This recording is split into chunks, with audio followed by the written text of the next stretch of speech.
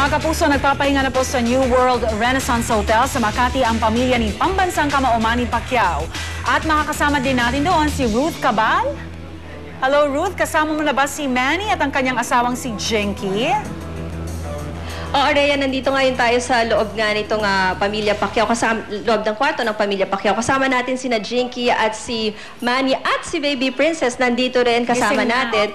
Hindi pa natin napapakinggan si Miss Jinky since this morning. No? Mukhang naka-freshen up na si Miss Jinky. Kamusta po kayo ngayon at ngayon nyo na lang ulit nakasama itong mga bata?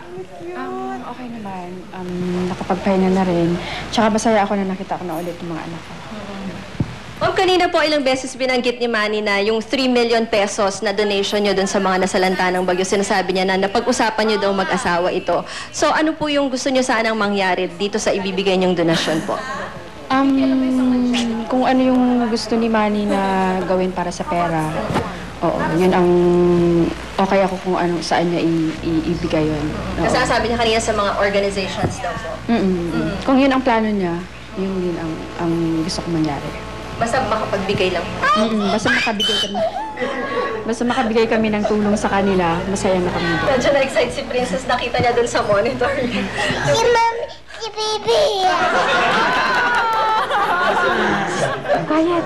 Nakita mo si Daddy mo? Okay. Manny, kanina nung nag-aagahan, no, nakita namin na pinapanood nyo yung laban nyo, no? Ano ba yung naisip mo na paulit-ulit mong napapanood ito? Hanggang ngayon, ano yung tumatakbo sa isip mo?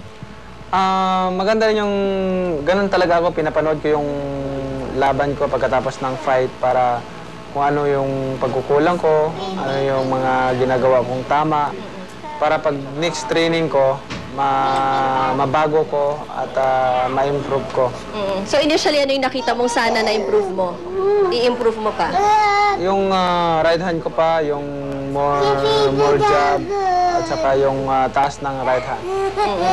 Okay, turn over natin dun sa mga kabarkada natin sa UH at mayroon pa rin silang mga tanong para sa inyo. Alright, Rhea? Jinky, congratulations din sa'yo dahil naging supportive wife ka kay Manny. Oo nga. At Jinky, ako naman may tanong ako sa'yo kasi mahilig din kami sa bag dito, aminin ko na. Ano yung regalo sa'yo ni Manny? Kasi meron siyang pasalubong sa mga bata. Meron ba siya usually gift na binibigay siya kapag nananalo siya? Wala naman. Lagi naman nagbibigay yan kahit walang okasyon or kahit nanalo sa boxing. Every month may binibigay sa akin. Wow! Uy, Jinky, pa nag-shopping kasama naman kami. Jinky, ikaw ba? Alam ko medyo malaki-laki talaga yung premyo ni Manny. Ikaw ba ang nagbabudget nito o kung saan i-invest? Ikaw ba namamahala sa ganyang larangan, Jinky? Finance officer. Kami pong dalawa nag-uusap kung saan mapupunta yung pera.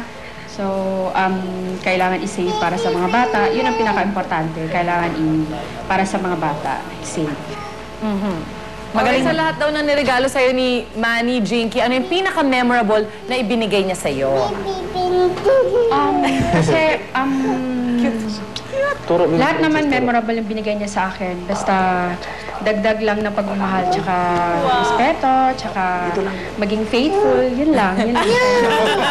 Pinakamagandang regalo na yun na matatanggap ko para sa kanya. Ay, nagaling sa kanya. Manny, may bibigay mo ba yun kay Jinky? Ano na street ko, no? Manny? Ng bahay. Sa bahay. Pero sige, Jinky at saka Manny, pag nag-aaway kayong dalawa, paano mo inaamo ang iyong asawa, Jinky? Or Manny, paano mo inaamo si Jinky pag nagagalit siya? Pag ako nagagalit, siya yung tahimik. Ako lang yung masyadong bunganga. Kasi tahimik lang siya, yun lang yung ko sa kanya. So, paano pag galit naman ako, super suyo naman siya. Talagang nag-exert siya ng effort para mapaamo niya ako. Yun. Ano naman yung usual na may plano mag-artista si Baby Princess, kanina pa project. O Manny, Mag-artista po ba? May plano? Sa next movie ba ni Manny, kasama na si Princess? Hindi ko pa po alam. Pero okay lang sa inyo if ever may gusto mag-artista sa inyo mga anak. Okay lang. Kung gusto nila, okay naman ako pag gusto nila. lalaki daw gusto mag-boxing. Ang cute niya. Oo nga. Ay, hindi rin. Ayoko rin. Jiggy, Thank you, sige, thank you. Boxing sila. Jiggy, paistorbo ha, si Chino ito. Si Chino Trinidad, yung kaibigan niyang katabi mo. Sa gitna ng lahat, sa lahat-lahat na yan na natatamasan ng asawa mo, siyempre, wala lang kayong privacy mag-asawa, wala nang privacy yung pamilya. Paano pa na-enjoy yung time na kapag kayo lang yung magkasama ni Manny? Kasi alam ko sa ensayo, ni oras na talagang si Manny nakadedicate lang sa'yo, kayo lang magkasama. Pero araw-araw yan, kumbaga sa 24 oras, baka 2 oras lang yung tunay na magkasama kayo, palaging meron sumisingit, kailangan may accommodate si Manny. Paano pa na-enjoy yung quality time kasama si Manoy? Yun nga, yung pinag-uusapan namin after the fight na kailangang magkaroon kami ng time para sa mga bata, para sa aming dalawa. Basta tinatapos lang namin yung mga obligasyon niya sa mga tao, tsaka kung anong maipaglilingkod niya sa mga tao para mapagbigyan naman sila. Pagkatapos nun, kami na. Hoy, bigat. Jinky, ako naman may tanong ako. Kung ikaw yung masusunod, gusto mo ba mag-retire na si Manny? Bigat. Kung gusto mo daw mag-retire na, sabi ni Ivan, kung ikaw masusunod, kung gusto mo ma-retire na. Para sa akin, kasi pagdating sa boxing kasi sinasabi ko lagi na si Manny yung magde-decide, tsaka siya yung nakakaalam kung hanggang kailan siya hihinto. So, basta yung suporta ko nandito lang para sa kanya. Pagdating sa boxing, siya na yung magde-decide. Jinky, sa susunod ng pelikula ni Manny, para to sa inyong dalawa, sino ang gustong maging leading lady ni Manny? Na hindi ka magsiselos, Jinky. Ay, hindi ko siya gagawa ng movie. Yun ang aming ano.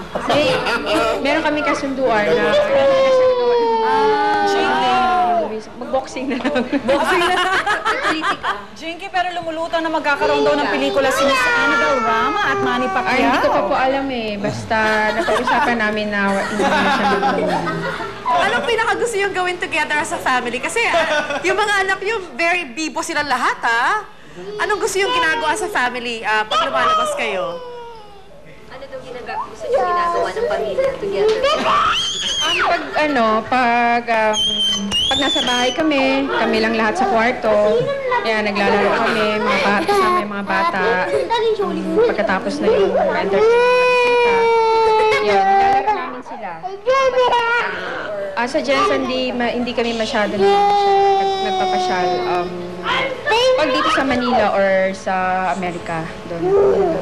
Nagmamall, Manny, ngayong patuloy na gumaganda yung career mo, ayan, buhay ninyo, may plano pa ba kayo masundan pa ng isang anak? Magkaroon ng baby brother, baby sister, si Princess? Tatlong anak. 3 pa! Jinky, ano masasabi mo dyan?